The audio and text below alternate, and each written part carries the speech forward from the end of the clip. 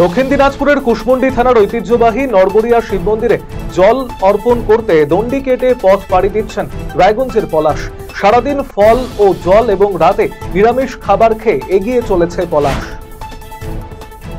জায়গা দখলের অভিযোগ বাধা দিতে গিয়ে প্রহৃত দম্পতি, মহিলার শ্লীলতাহানির চেষ্টা, পুলিশে অভিযোগ জানানো হলেও কোনো পদক্ষেপ গৃহীত না হওয়ায় মুখ্যমন্ত্রীর দ্বারস্থ নিগৃহীত দম্পতি। ঘটনাকে ঘিরে চাঞ্চল্য মালদার মোথাবাড়ি থানার রথবাড়ি গ্রাম পঞ্চায়েতের বিরামপুর এলাকায়।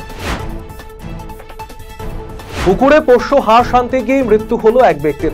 ঘটনাটি ঘটেছে ফাঁসি দেওয়ার ঘোষপুকুরের কদুভিটা এলাকায়। বৃহস্পতিবার পুকুরেই মৃতদেহ মিলেছে ওই ব্যক্তির। রায়গঞ্জ ব্লকের বীরখই গ্রাম পঞ্চায়েতের অন্তর্গত শাকদোয়া এলাকায় সরকারি হাটের জায়গা ঘিরে বিতর্ক। সরকারি এই হাটের বেশিরভাগ অংশ দখলের অভিযোগ উঠেছে পার্শ্ববর্তী ফ্যাক্টরি কর্তৃপক্ষের বিরুদ্ধে। এই ইস্যুকে সামনে রেখে বৃহস্পতিবার হাটের বেশ কিছু ক্ষুদ্র ব্যবসায়ী আন্দোলনে সামিল হন। বাড়ির সামনে রাস্তা দিয়ে দ্রুত গতিতে মোটরসাইকেল চালানোর প্রতিবাদ করায় যুবককে বেধড়ক মারধর করে মাথা ফাটিয়ে দেওয়ার অভিযোগ। ঘটনাটি ঘটেছে উত্তর দিনাজপুর জেলার করণদিঘি ব্লকের রসাখোয়া গ্রাম পঞ্চায়েতের ভারত বাংলাদেশ সীমান্তবর্তী বররা গ্রামে। অবিলম্বে কলেজ বিশ্ববিদ্যালয় ছাত্র সংসদ নির্বাচন, অভয়কাণ্ড এবং কসবার ল কলেজ সহ রাজ্যের বিভিন্ন কলেজে ধর্ষণ এবং নৈরাজ্যের প্রতিবাদে সহ একাধিক দাবিতে রায়গঞ্জে পথে নামল অখিল ভারতীয় বিদ্যার্থী পরিষদ। বৃহস্পতিবার বিকেলে রায়গঞ্জে ছাত্র অধিকার মহামিছিলের আয়োজন করা হয় এবিভিপির পক্ষ থেকে। কুন্ডু কলোনিতে পৌর প্রাথমিক সুস্বাস্থ্য কেন্দ্রে উন্নত চিকিৎসা পরিষেবার লক্ষ্যে চক্ষু, ইউরিন এবং ডেঙ্গু রোগ নির্ণায়ক মেশিন চালু করল বালুরঘাট পুরসভা।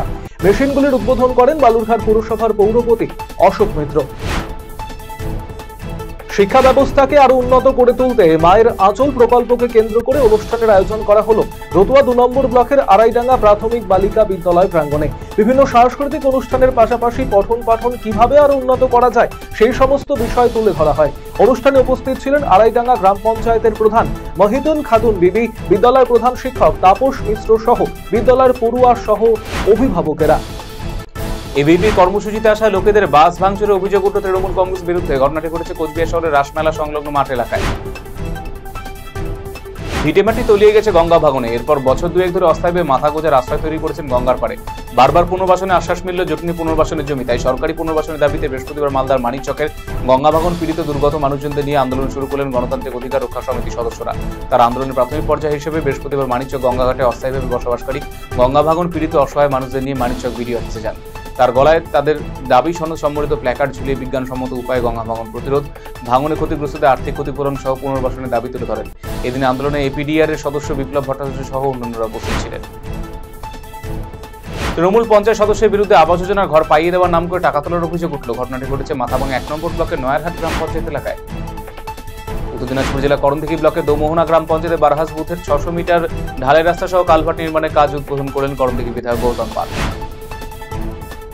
অসম সরকার পশ্চিমবঙ্গের বাসিন্দাদের এনআরসি সংক্রান্ত নোটিশ পাঠানোর কোনো অধিকার রাখে না বলে স্পষ্ট জানালেন রাজ্যের শাসক দলের মন্ত্রী উদয়ন গুহ। বৃহস্পতিবার রাতে সংবাদ মাধ্যমকে তিনি একথা জানিয়েছেন।